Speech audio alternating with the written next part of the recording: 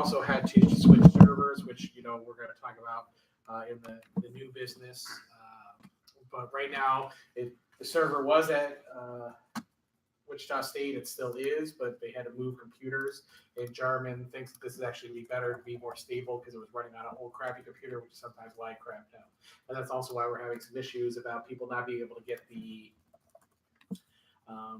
topic paper and stuff like that because things were getting switched over. It just was their deadline. This isn't obviously the best time right before the topic meeting, but it's getting done. The last thing on the report is sort of the tab room deal. Now we're 1 year into it, I guess June 1st, which means that, a year from now it's going to be up. And so, people talk about how we should have an alternative, and I have yet to hear one that people are working on. I could be wrong. But my goal then is at the beginning of 2020, so like in January or something, to approach them to try to do another potential 2-year deal or short-term deal. Davis is the one who did it before, so maybe I'll work with him. But at some point, we need to do a new deal, and we need to kind of start thinking about that because we have 1 more year left. So we're good for this year. It's still locked into that $10,000, which will be part of the new business of kind of rolling those fees into it. But at the end of the day, barring any sort of alternative, we'll have to go back to them.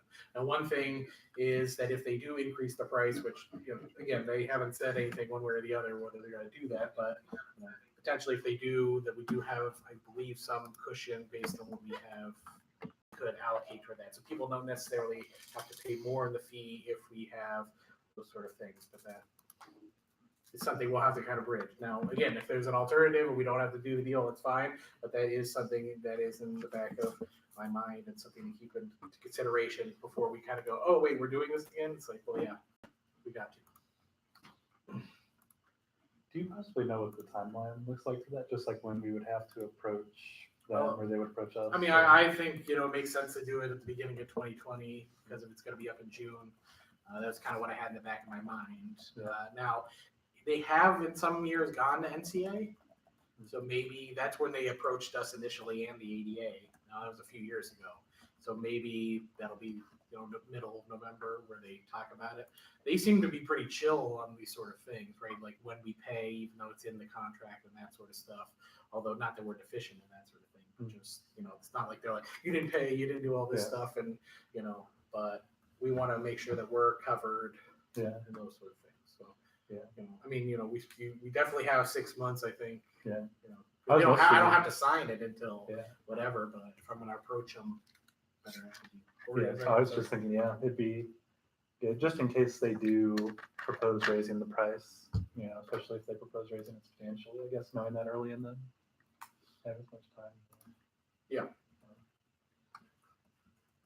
And again, I'm not saying that they will, it just obviously has to be in the back of our mind. And part of the idea of doing a short-term one is that we might be able to get an alternative. And so if those things are out there and people want to do that, that's fine, but we need to start thinking about it now rather than, oh, I'm about to negotiate. Do I do that? It's like, oh, well, we kind of have a kernel of a website going on. It's like, well, what am I supposed to do with that? So you're paying the fees and stuff, though, okay?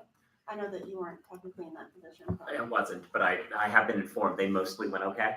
There were a few issues where people paid dues but not fees, or fees and not dues, but more or less it went okay. For the future, going forward this year, we're lumping them together. Some people said there were some administrative issues by administrations were fine to pay dues, but didn't understand why they were paying some other thing on top of it. So we're rolling into the dues that, the tab room fee at least, so that people can pay one check and the school, knows that that's the cost of doing business. Yeah, and the other issue of like people paid one and not the other. Like, or people paid the tab room fee, but they weren't. Some people did that and had issues with that when voting time came. And I don't think it was like on purpose. It just sort of was logistical. But there's the math is slightly misleading because we decided that we're fine on raising money based on the number of people that had paid the fee. Uh-huh. But one of the things that wasn't really accounted for in there is the fact that the existence of that fee meant some schools paid earlier than they had previously been paying. So, for example, Kansas only paid $50 more than we had paid the year because instead of paying at CETA Nationals, Same, yeah. I we're was paid up responsible front. this year. I mean, and I think there were a bunch of schools that might have paid earlier this year, so That's an the interesting- math of exact X Right. dollars was calculated based on number of schools paying the fee and didn't have a basis compared to what they paid last year. Because the thing was that I think we put a November 1st deadline or something like that, Mhm. because our payments are broken up into two parts. There's one December 1st and I think one June 1st or something I around think there. the third payment is already due, isn't it? I think so. Right, so it's about to be due, or, so the idea was we wanted people to pay by November in order for us to have the money to pay in December, but if you encourage people to pay earlier, then they pay lower on the graduated fees, and so you might end up with less money net overall, rather than just saying, well, now we have the money in the bank. If you put it all together, then maybe schools like Kansas will forget to pay and pay at CETA Nationals, and then we get more money overall. So that is an interesting thing. Which I guess brings us to new business. And the first thing on there is to roll the tavern fee into the CETA dues. So we kind of just explained the rationale for that. There's logistical issues, there's financial issues that will benefit. Now, I mean, obviously, I assume it's easy to kind of say, okay, well, this is de facto what people are paying for tab room and that, right? Treasurer. Yeah. Or, because I mean, part of it is that we do have a little bit of surplus in tab room to potentially insulate us from future price increases, so that the dues don't necessarily have to increase correspondent with that if they decide to raise it and we do another deal. So, are there questions about it? I know we kind of discussed it. I have one Yeah, question. sure. It's about like the future deal. What type of, are we looking for the same deal?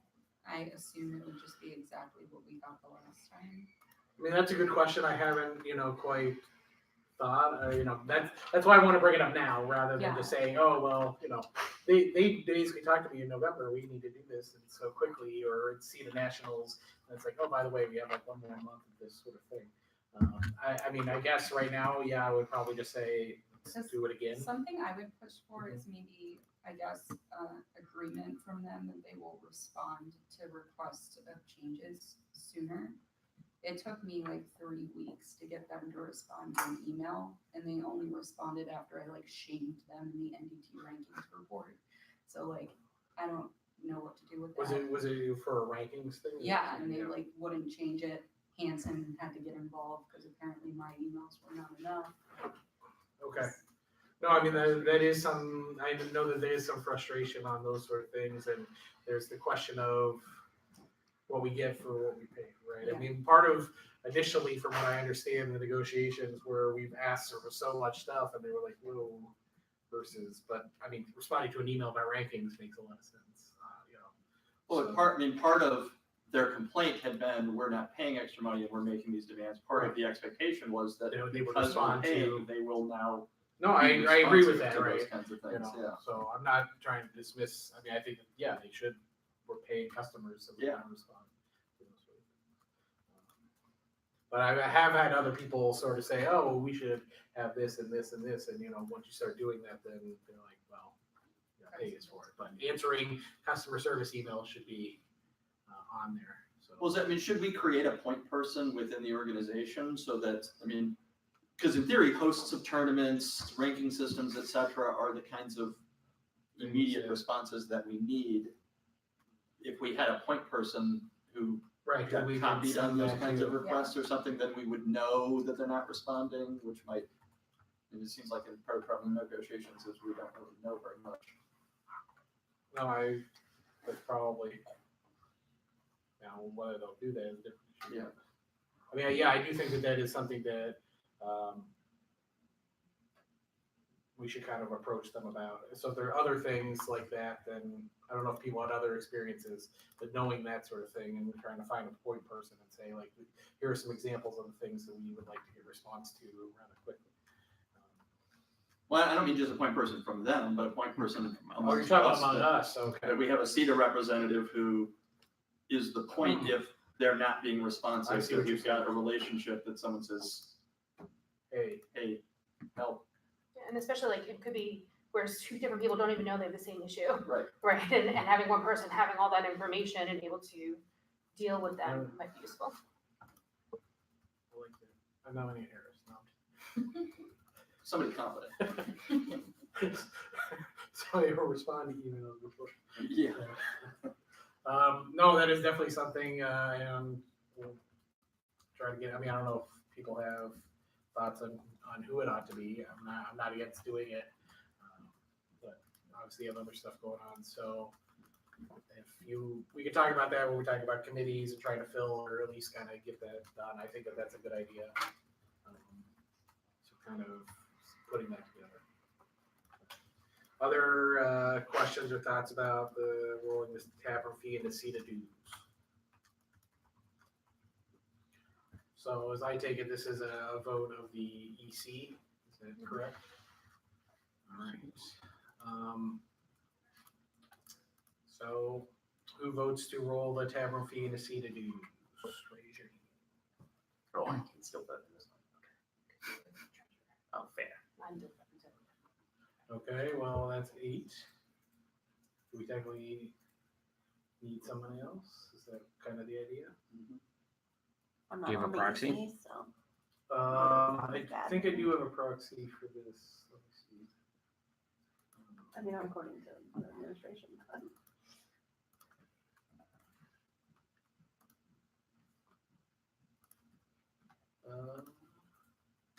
No, but I can get one, and I'll get somebody to do it. So we got 8 votes right now, and we'll get a proxy for number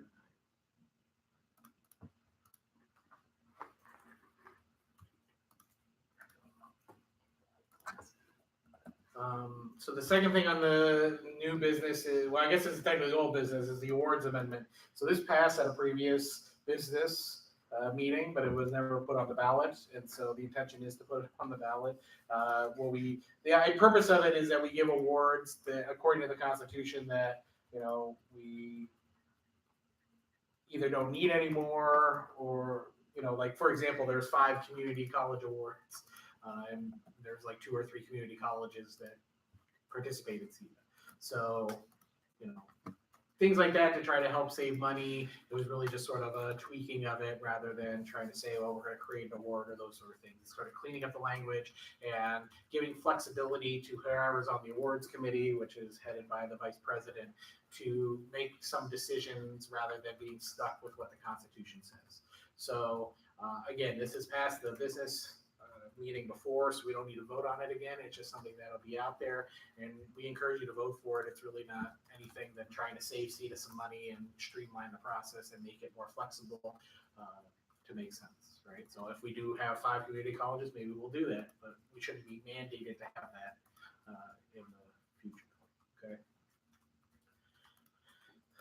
Okay, so West Virginia is going to host in 2020, but there are 2 different dates, and what we really need to do is kind of vote on whether or not it should be before or it should be after the NDT. Now, if there's some split here, we might not be able to decide right now. We have to conduct it over email, but at least I know Samantha wanted to talk about the different options and some of the pros and cons of doing it either way.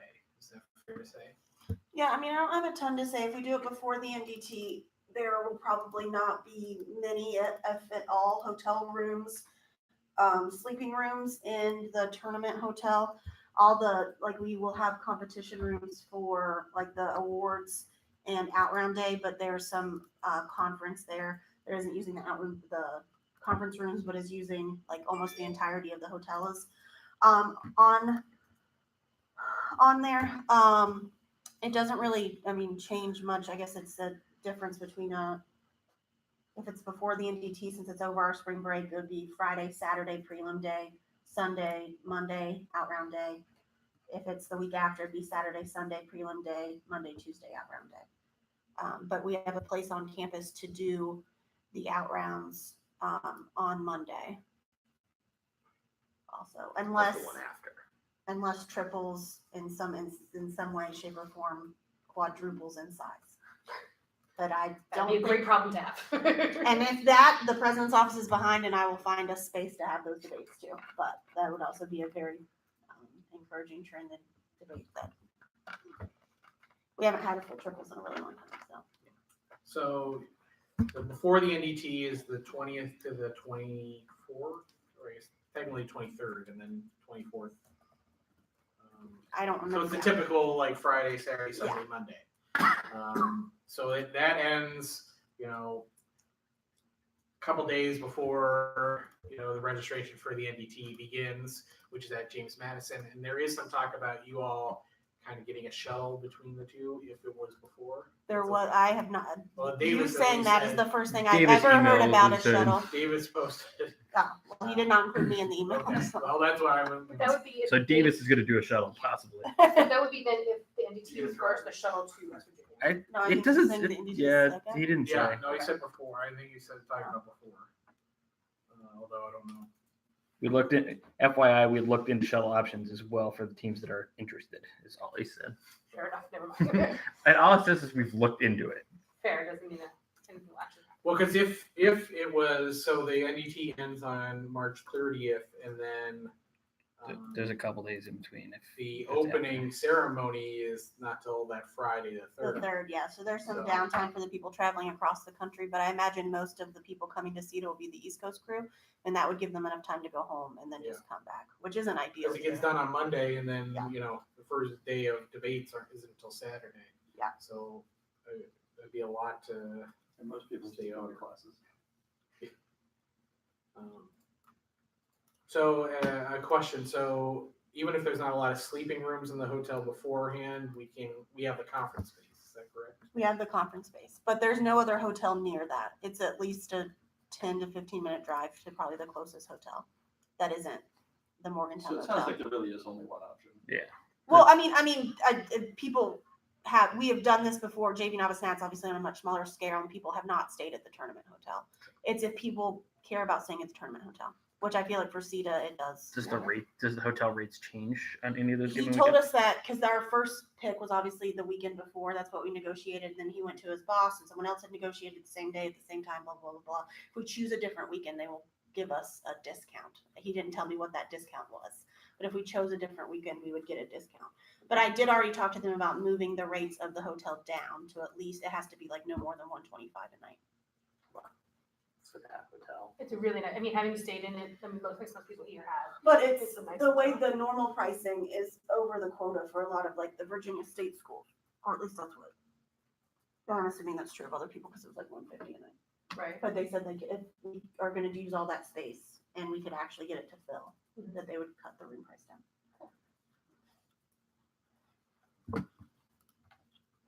So how many sleeping rooms can they get on that first weekend?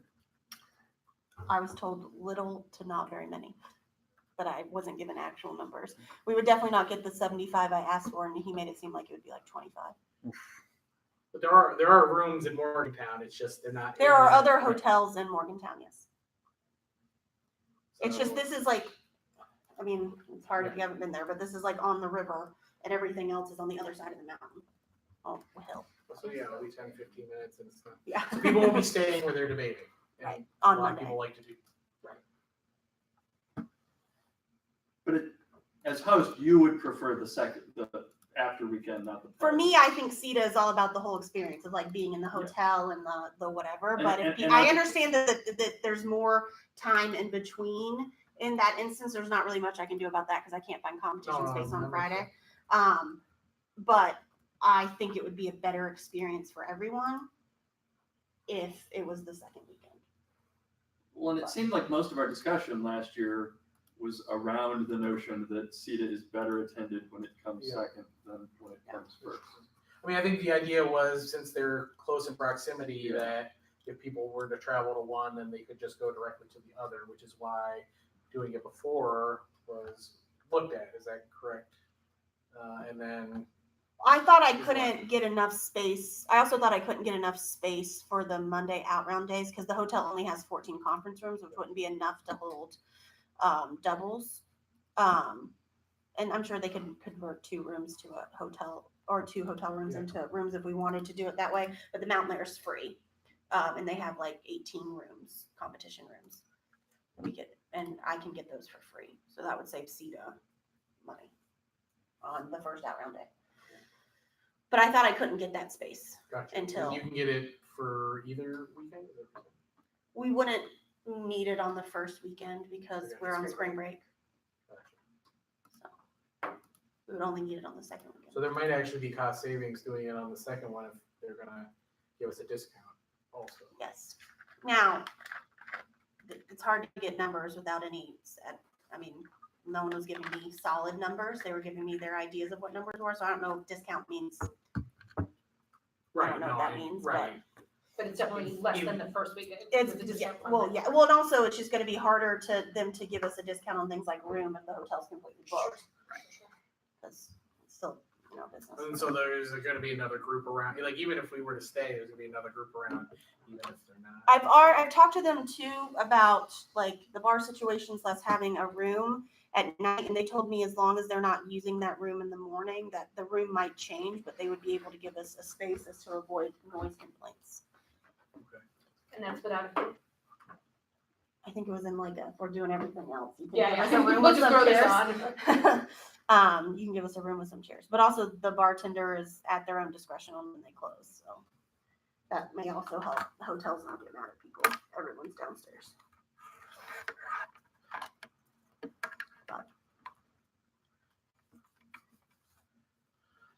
Okay. Does anyone else have any questions?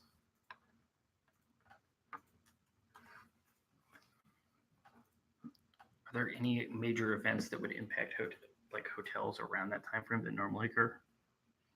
The April, On either weekend, you it's know? spring break, so no, no, Okay. there shouldn't be anything. And baseball hasn't really started, at least our home baseball games haven't started. Then, not that those really bring in that many people. It's also on the other side of town, so.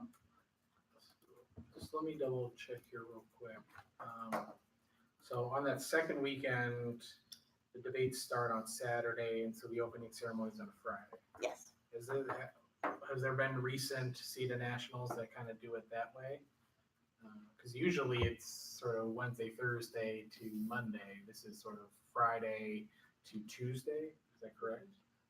That has happened. For sure. I don't know I how don't remember recent which year that it is. was, but. I We've feel like done a Johnson couple. County may have been Yeah, like I that. think Yeah. It was. I feel like Yeah. Johnson County But it ended was on a Tuesday. before- Yeah. Right. Yeah, it went through the Tuesday and then there was a day off and then. Yeah. Then That was kind of, sort of yeah. part of it. I'm just saying with that, my only concern is will that turn people off the way that is going into Monday, Tuesday, rather than saying Wednesday, Thursday. I don't think there I'm were people who didn't attend that tournament were not attending because of the NDT being in such Yeah. close proximity to it. I don't think there were any people not going because it went to Tuesday. I think the only thing that would cause people not to attend is the number of days in between rather than the day it starts, because you're gonna miss a school day either way. But in theory, that could be also that you could go back and then Yeah, well, I mean, some schools could probably go back. Some schools, it would be more difficult. But we had, that year, CETA and NDT were literally a mile and a half apart Mhm. and very few teams attended both. Yeah. Lots of schools had different teams at each, but there were not a lot of people came to CETA and went home, or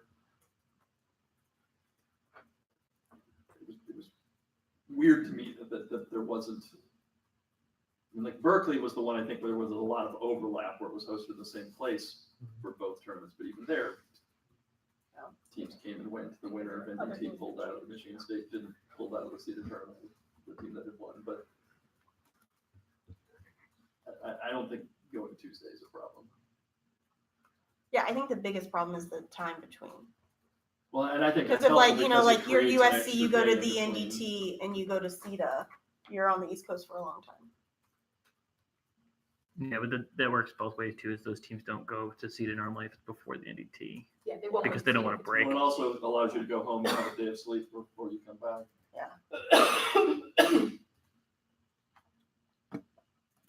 Where are people at? Are they comfortable voting? Do they want to think about it? I mean, for some people who haven't looked at the bid, they might need to. Or... I mean, I think that the second weekend has potentially cheaper hotel rooms. It has a better CETA-like experience. And the teams that want to go to both will go to both. A lot of teams will not. But we're doing the best we can to make it feasible for those squads who want to do both.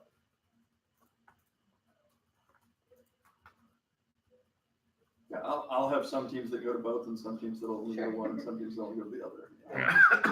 There's just This is also the weekend before, the second weekend is the weekend before Easter. It doesn't, neither of the weekends conflict with Easter, if that's a thing that people are worried about. So, it's also something to keep in mind. So, that's good, both ways. I mean, there was talk again, like you said, about putting CETA after the NDT, that it would increase, in theory, the number of schools that went. We've only kind of tried it once, and it was at Long Beach, so who knows? Well, I mean, this was an aberration because it was 2 full weeks afterwards. That's true. yeah. So, Which I don't know if helped attendance or hurt attendance. I have no idea. But the trend got reversed a little bit. Because we were significantly up from Puget Sound. Puget Sound. So I do have proxy votes for this one. If we want to, do we think we're ready to take a vote? Are there any last questions or comments? Okay. Well, since it seems that there's preponderance toward after the NDT, I guess we'll vote on that first. We feel like it should be after the NDT, which is what, April 3rd to whatever. I don't know if I'm allowed to vote. That's everybody in the room. Yeah. Whether or not we have I have enough. 2 proxy votes for after the NDT, so that's 10. Okay. Yeah, So, we have a host and a date. yes. Yay! Thank you so Kind much. of really regret this. Like, sure. I mean, I do, I want to thank you again, Samantha, for offering Oh, to you're host welcome. and even being flexible on the dates. Well, WVU makes it really easy. They don't make me pay for anything at this school, so being able to share that is helpful. They also really like when people come to campus and do academic things. And so this As long sounds as no one like burns it's any couches, we'll it's be gonna good. be at the downtown campus near the river, right? Yeah. So, Well, it's like up from the river, but yeah. I mean, I don't. You can see the river. So River is is- access getting into the airport and stuff? okay? Pittsburgh. It's Pittsburgh, but it's like an hour straight shot from Athletics whines endlessly to us whenever they're going to Morgantown. Oh, that's because they probably fly into Morgantown, and that's a bad idea. You should go to Pittsburgh.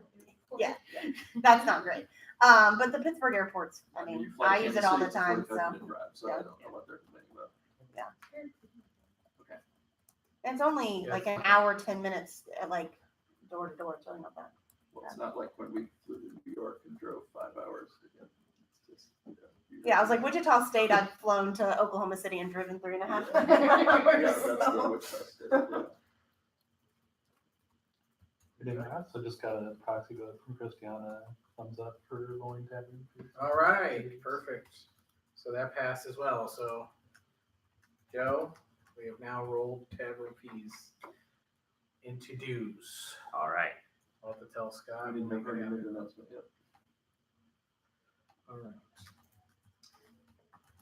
Well, again, thank you, Samantha. We appreciate it. I'm looking forward to it. We know that you know how to host, and so it's going to be awesome. All right. A lot more people. All right.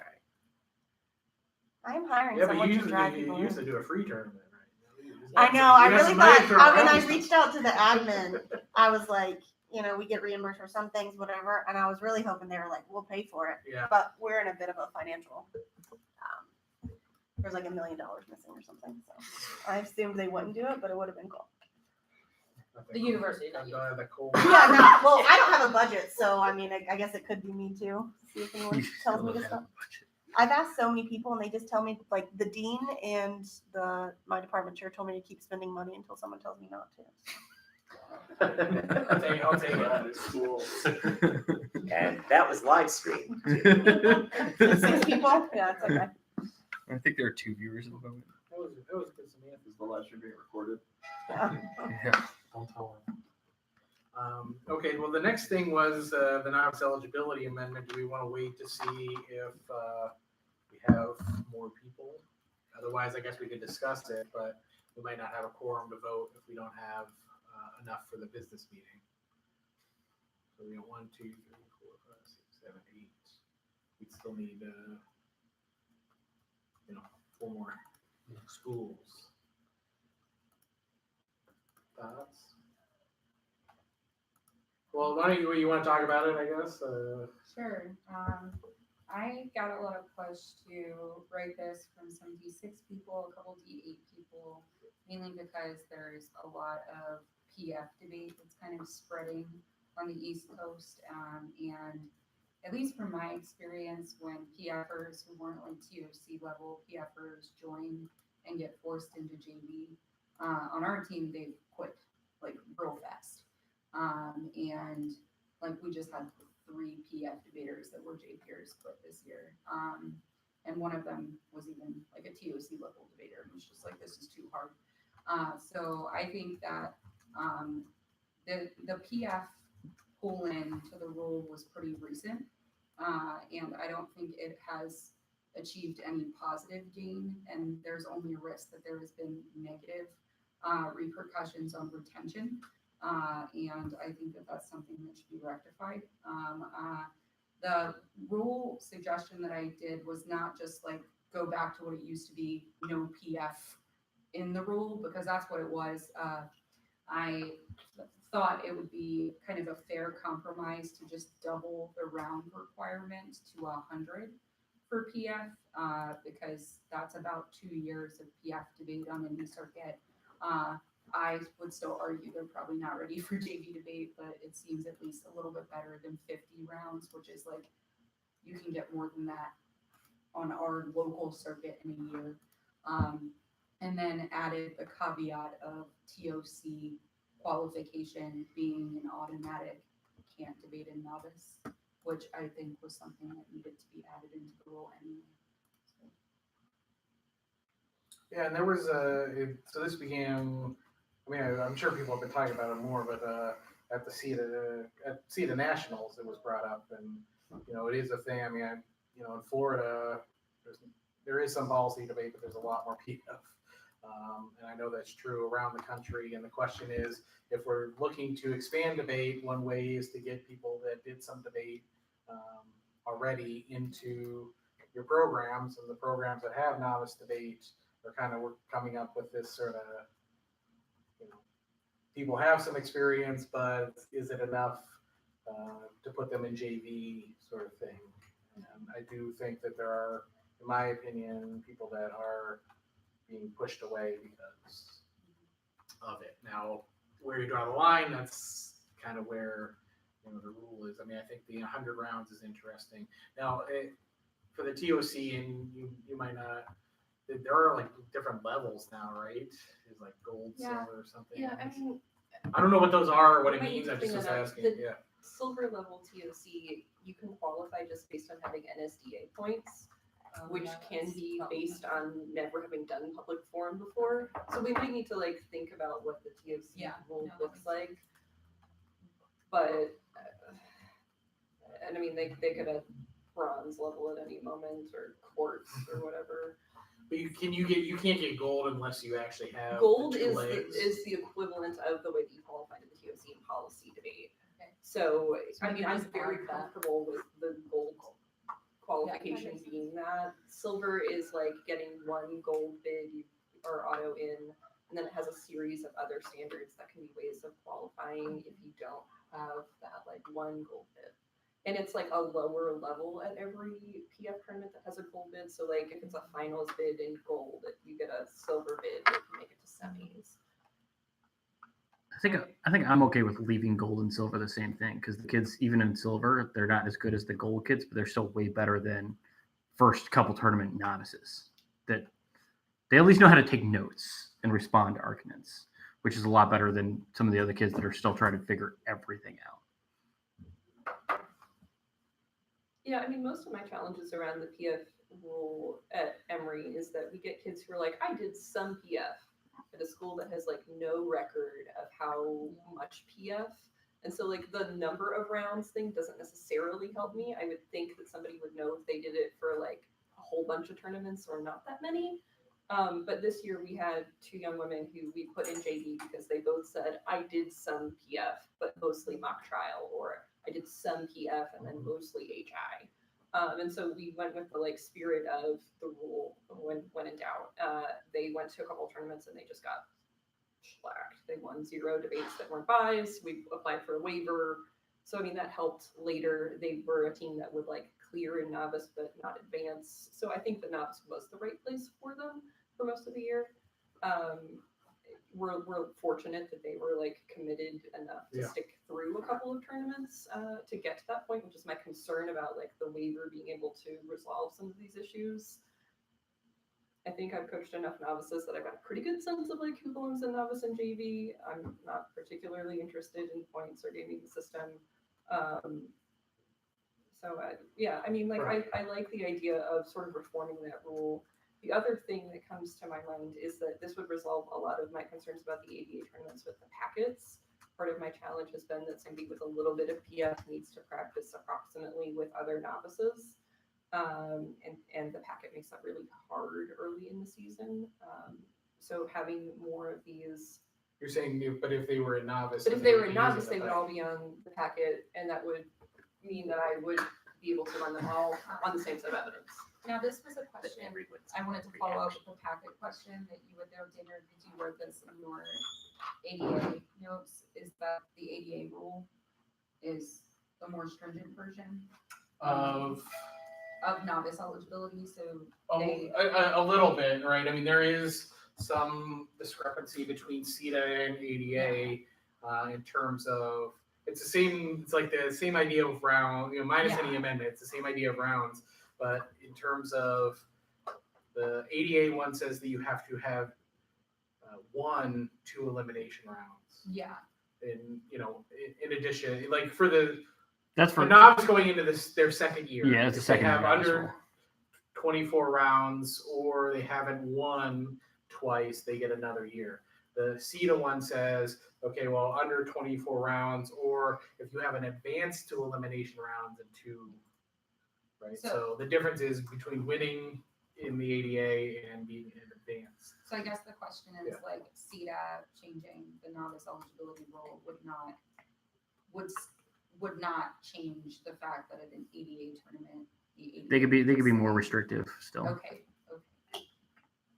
So what happens, because we also have a conflict between how the JV eligibility rules are written. Like if somebody is eligible under CETA, not under ADA, goes If they're an ADA sanctioned tournament, it's up to the director. The director would likely choose to follow the ADA sanctioning because it's the more stringent of the two in order to maintain sanctioning under both. Well, I mean, this is something that we're, bring up at the ADA meeting, but, it seems like we should, as a community, be able to define who a novice is. As I had an idea at together, lunch right? with a flow chart. Like, have you ever debated before? No. Join novice year. And then I mean, ask these We questions. all laugh, but that is not a bad idea. I mean, however we decided, but it just seems silly to have these differences that, especially when there's a lot of overlap. Now, obviously, not everybody who has novice in JV are in ADA, but I think as a community, I think we could decide, given that we're down to like 60 schools anyway, and only a fraction of them do novice in JV, that we're not talking about that many schools that can get together and say, we know what a novice is when we see it. It is a failure on our parts that this rule is not 3 lines long. That it takes up my entire screen is a failure on our parts. The other thing with the CETA rule versus the ADA rule is that it has like a paragraph that has both of them in it, which is hard to parse, like which is the novice part, which is the JV part. Yeah, I think it part should of have that is done returns. because what CETA does, if I remember correctly, they define what counts as a tournament for that, right? It has to have a certain number of teams and advance the quarters and partials don't count and all that stuff, which ADA doesn't really define. Is another difference between the rules is, ADA just says if you have one elimination rounds at 2 or more, but they don't say it has to have this many teams, et cetera, et cetera. I don't know if that part of the rules come into it. I mean, part of this is, we had somebody ask and they said, do buys count, right, for ADA? Do they count as wins that count toward the 2 tournaments? And, we determined no, right, you shouldn't be punished for a buy, you actually have to win the debate. But then, the question was, oh, well, what about CETA? And I was like, oh, let me look, because ironically I do both of the eligibility stuff, and I was like, there is a difference there. But luckily it didn't affect this student at all, in terms of they were still going to be able to be now eligible. But, and that's part of the thing, and that's why I knew we had talked about it at CETA Nationals, that there was some discussion about changing it to having PF and those sort of things, which is why I wanted ADA to kind of realize, like, hey, if CETA's going to change their rule, then maybe ADA should think about it, and we shouldn't have all these disparate rules and that sort of thing. Is there a way, so to me, I don't know why we would delineate public forum from parlay debate, why we would leave parlay at still 50, or regional LD debate. To me, it seems like you could just do, I think hundreds are too much, but that's just me. So I think that you could just replace the 50 with a second section that says how many ever debates in public forum, LD, or parlay, or qualification in the Tournament of Champions. And then I think that rule gets a lot more simplified. So what were you proposing again? Well, I think that instead of this 50 rounds of debate, including Lincoln Douglas parlay or LD policy debate, 100 rounds of debate in public forum or qualification in the Tournament of Champions, I think that if you just strike the 50 rounds of debate, including Lincoln Douglas parlay or policy, insert number here, rounds of debate in public forum, Lincoln Douglas, or parlay, Increased number for or qualification in the For all, Tournament of and Champions. And then have TOC As- Because I like the TOC as the limiter of whatever. I have concerns of whether or not we can, if there's a good mechanism for following up if kids decline the invitation to the Tournament of Champions, whether or not we can track that. But I assume that we can message Lincoln or whoever's in charge of the TOC to follow up with that. And then whatever the number ends up being. But I don't know why we would just delineate, because regional Lincoln Douglas debate is not national circuit Lincoln Douglas debate, which is just mini policy debate. Or parlay, I don't think is close on the high school level. So I don't know why we would make public forum. Yeah, I've purposefully avoided any knowledge of how party works. Yeah. Yeah, I mean, certainly with the kids that we've come across, novices we've come across, one of the things that I would say is why PF gets kind of quarantined is that there are lots of regions where PF is sit kids in a room and just have them babble, whereas parlay, for all of its faults, does in large swaths of this country have a flow of sorts of this gets said, you answer this. Whereas in a lot of some of the PFers we've had, just I did PF. There are no rules. You sit there and just talk. Whereas everything else kind of has a structure. And so that's the reason why, at least with our novices, I've always felt like even with regional LD, they've learned, they grasp certain things, and PFers are sometimes they may as well never have done anything at all. And I did it for 4 years. And it's almost like they've done nothing at all. But so that's why when I read this, I was like, I got that distinction, because I was like, at least with my kids, that's been true. Yeah, I mean, I agree that a lot of regional LD is very, very, very bad. It's just a little harder to draw that distinction. And I mean, that's a situation where maybe the waivers work. I've dealt with some kids who probably could stand to defend a novice who did regional LD, but just the bulk of PFers who come in are much closer to novice level than JV. And the TOC thing seems, because national LD is way different than local LD. Right. That's fast. So is TOC qualifiers participating in novice a problem? Yeah. That was This past year. that was one of the impetuses. So there's for two the goals rule. here. One is to broaden the notion of novice and to narrow the notion of novice. Yeah, I think there are a lot of kids who can get to the TOC while still meeting the round requirement if they're going to a few national tournaments to get the bid. But then local kids go to a ton of tournaments. They're just awful. Like, I mean, I do have a question, kind of a grammar question about the structure of this, because it's slightly confusing me because I'm not even sure about, the numbers models what was there before, but it's based on the no more than 24, and then the semicolons, there's a transitive property that the no more is modifying the next clauses, so it modifies the 50 and it modifies the 100, but then throwing semicolon in the TOC means that it's no more than TOC. That's such a different sentence. That's not the numbers that I don't know. that is fair. I mean, I someone kind of who's read it a as little if- better at grammar That than if me you've wants to qualified for say the, that's you fine. have to have qualified for the TOC to be a novice. I don't think that's what I meant. but- We probably just do a different sentence as qualification of to the TOC. Yeah, I think that- Okay, that Just, makes you know, sense, like, yeah. I think bullet pointing this entire section would also make things a Yes. lot easier. So Tell a us novice the It is is flowchart. hard to The understand. flowchart. 24 rounds policy and under, or I'm- X number. I'm doing the bullet point now, and I'll just resend it out to everybody. Yeah, because this paragraph is a mess. Yeah.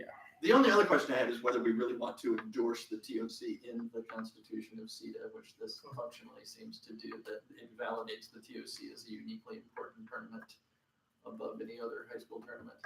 I think- I don't know what I It's the think only about one that. that requires qualification. Yeah. That's Well, not true. uh, NSD NSDA Nationals and does. NCs on that Yeah, but national so the team. problem with NSDA Nationals as the qualifier is that a bunch of the regional kids, You can get there because you're the only kid. Yeah, your in district who whatever has that NSDA type of region seat. that's tiny. Right.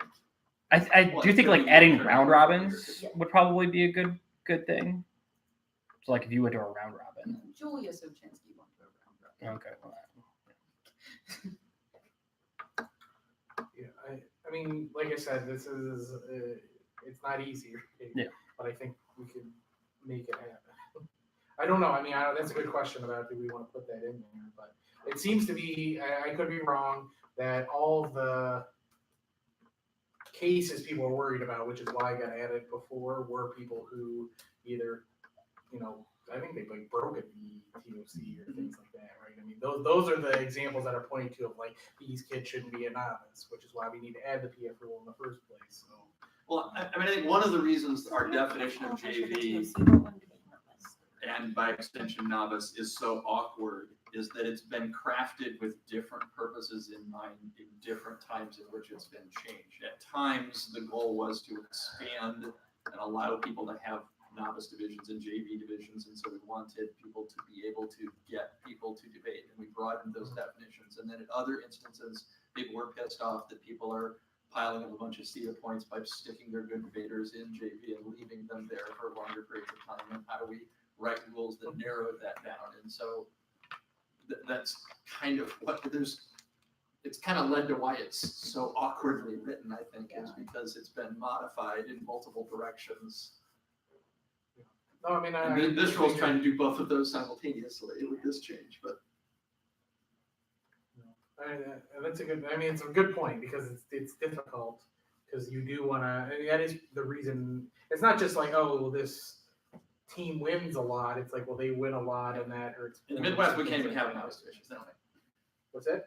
Novice divisions just don't even make in the Midwest now. Do you think that because it is No. the PF thing, or are you just saying in No. general? Yeah. Well, I mean, that's the thing, is like, look, if we're having people that go to JV and then they just stop, these are people that could potentially be growing into future debate, yeah, well, they are debaters, but like growing the debate overall, right? More debate, good.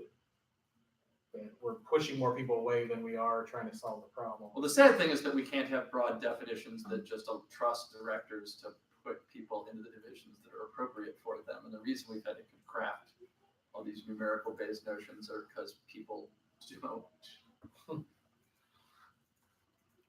And there we go, we'll write in the, Don't be people an can kick asshole. someone out. Is there a way to sort of like resolve? This is totally separate than what this amendment is, but like to encourage a rookie breakout at midpoint in later tournaments in the year for novices that start late, but then it's like end of the year Wake Forest kind of time period. If somebody's trying to start out, you have a couple rookie breakout. You have a rookie breakout division that starts as the novice, but then would break out to an elim of a rookie, whatever rookie people you have, and then you can count that division as a point. Kind of like what Elam. Kentucky does with freshman breakout. Yeah. Or Wake did freshman breakout in It's 2001, I think, or something. a nice idea, but in D6 we barely get That novice was, that was the debate. 9/11 break. We do weird things that- just to yeah, get the kids debate. Sure. Well, I mean, it's a weird thing to try to get some like classroom participants. I know a bunch of people have classroom kids that then come into novice. They may or may not do well after novice has had a couple tournaments. Like I said, totally separate issue. We talk about that separately, but Well, the West has done some of these rookie divisions. I mean, that's one thing that I have talked about potentially doing. If it does, in theory, trade off with novice. well, that's why I think if you incorporate, that's why it's somewhat it's separate but not separate. Right. If you do it as a breakout of the novice division, then that elim counts as CETA points. It would encourage more people to take people, and then it doesn't create two different divisions, which then undercuts the novice division. Back when John Carroll was a thing, and that tournament was the first weekend in December, they always even just had like a rookie division, I think, too. Because they would take their debaters from the class. And Yeah. But for people wanting to start mid-year, it was much easier than mid-year. I mean, a mid-year novice is the same thing as like a novice starting in like open. And that's the issue that we have by the time we get people that want to travel and go, then they're debating teams that have gone to 4 or 5 tournaments already. They're like, oh, we've had like 50 rounds on the topic. And they're like, cool, this is the first time, we had like a couple breaks. Well, I mean, we've done kind of the thing of get another school's debate class and create our own little tournament of our class versus your class kind of thing.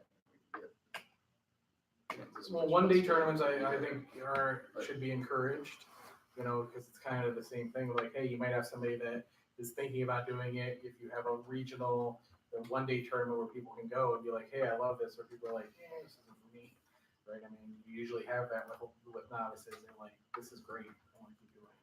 But that's kind of the ironic part about PF or somebody, like people already kind of know they like debate, It's about getting them into the right division so that they feel encouraged in doing this. I just know I judged a West Virginia like state high school tournament. There's only like LD and PF, and I judged a PF round, and I had zero idea what was happening. And I was the most informed out of all of this. Like, there's zero way those people would have been, because it was like right before JV Novice Nass. I was like, there's zero way any of that would be transferable. At least in LD, you're kind of like understand like Yeah, some of the same Even terminology. my high school PF teams at the TOC have gotten ballots that said your shirt was untucked, that was distracting, and decision.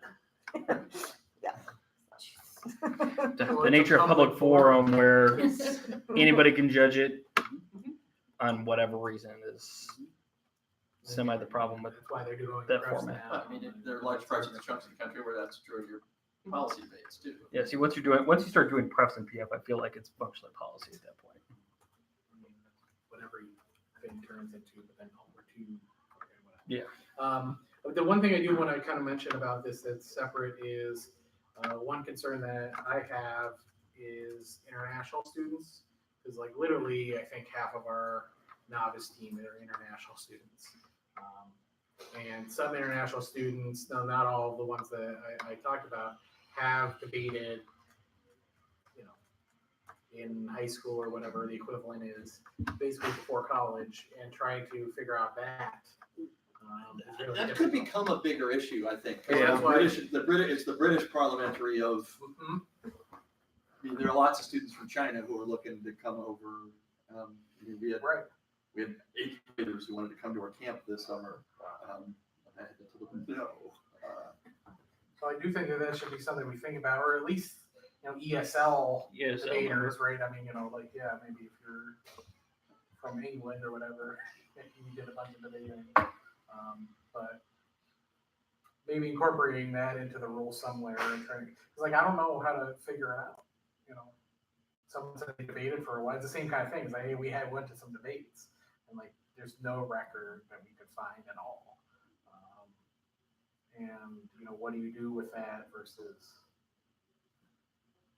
And I know I know in the past it wasn't this year, but I think it was Indiana that had somebody that was like, look, this person debated, but we want to get them into novice. Here's a waiver, that sort of thing.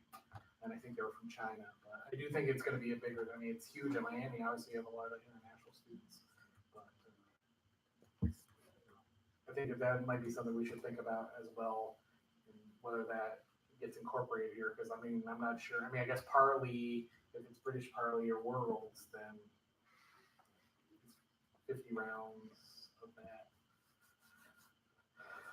And the thing is, World on the high school level, they do 3 debaters, right? And I'm not even sure, like they debate. I don't know if they give more than one speech around or how that works. I'm not quite sure because I know the World at college is different. And that sort of thing.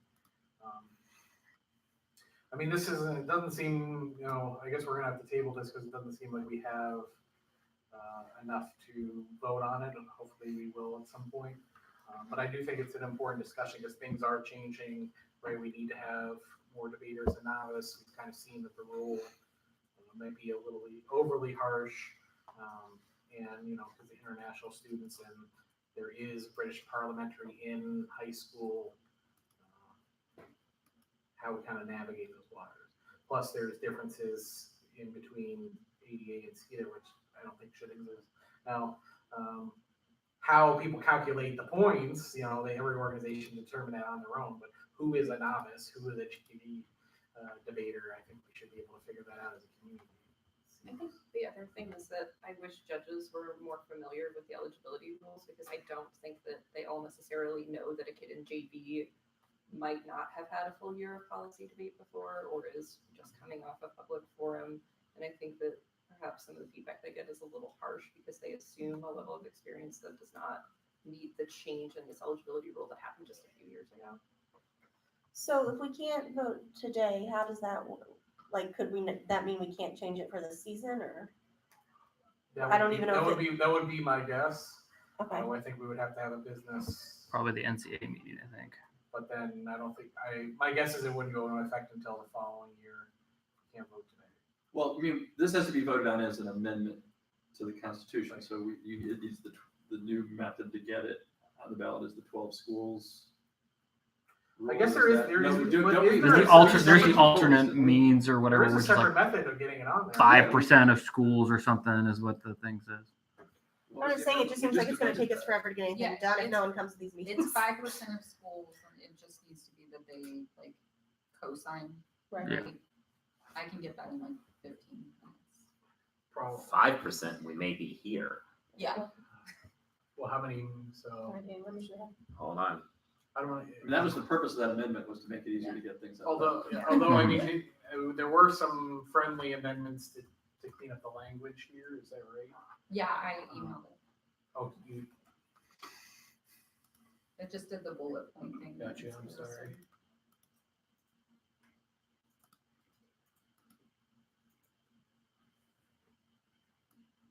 Oh, I also deleted the non-college or whatever that we said shouldn't exist anymore.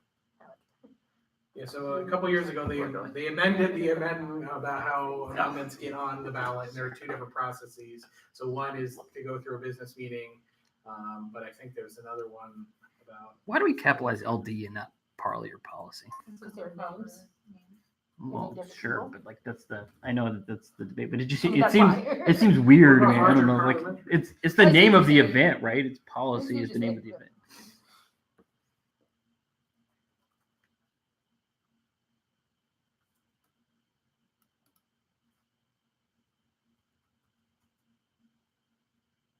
The other problem is that there's no Parley at the TOC, so I don't know if the Parley in that clause is necessary. Friendly amendment. They could add it, who knows? They could Yeah. have it. This is a lot easier to read, I'll tell you that.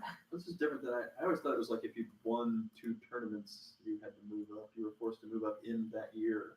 Is that not? That's No, only this if is it's if JV. you have less. Oh, if, if you have more than 24 rounds.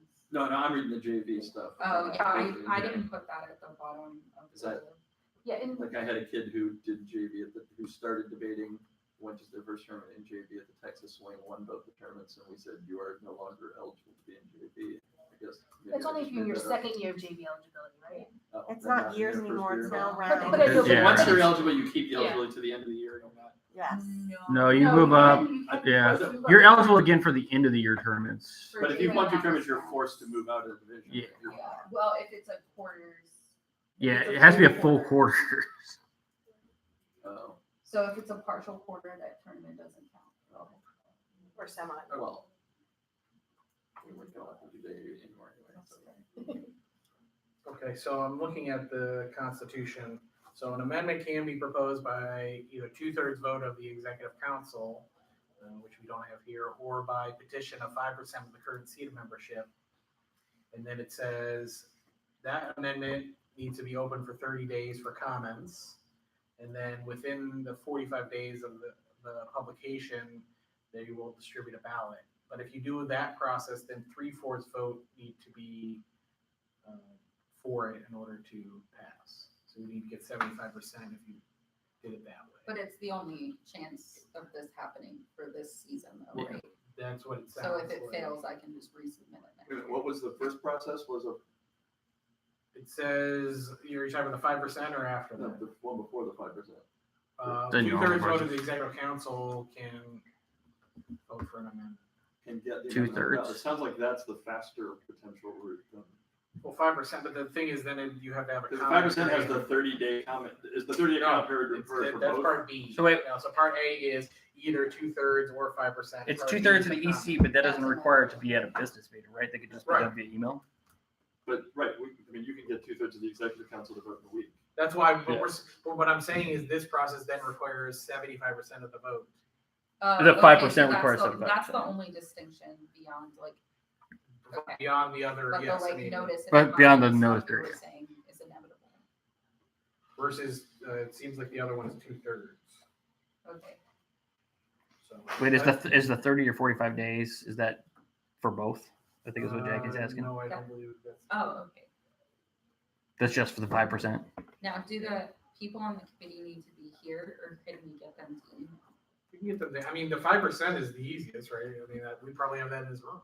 We definitely. Yeah, but do. then you, just to clarify, if we do the 5%, that's the only process in which it has to be 3/4 of a vote. 2/3 vote of the executive council can also get an amendment, but that would also require 3/4 vote.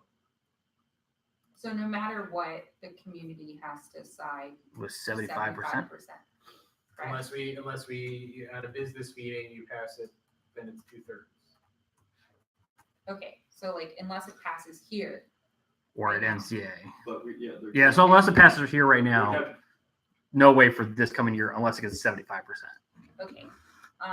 And to pass here right now, we can get people to email those. We could also potentially table it. I think we until decided we the couldn't. 88 people show up for their meeting in an hour Right, and a half. that's the, get I the mean, if you business do get meeting it, if you do over. get Yeah. 12, then, and then after that, then you need a majority vote of both the proxies and. Oh, is the 88 meeting happening here too? Yeah, it happens at 4, I think.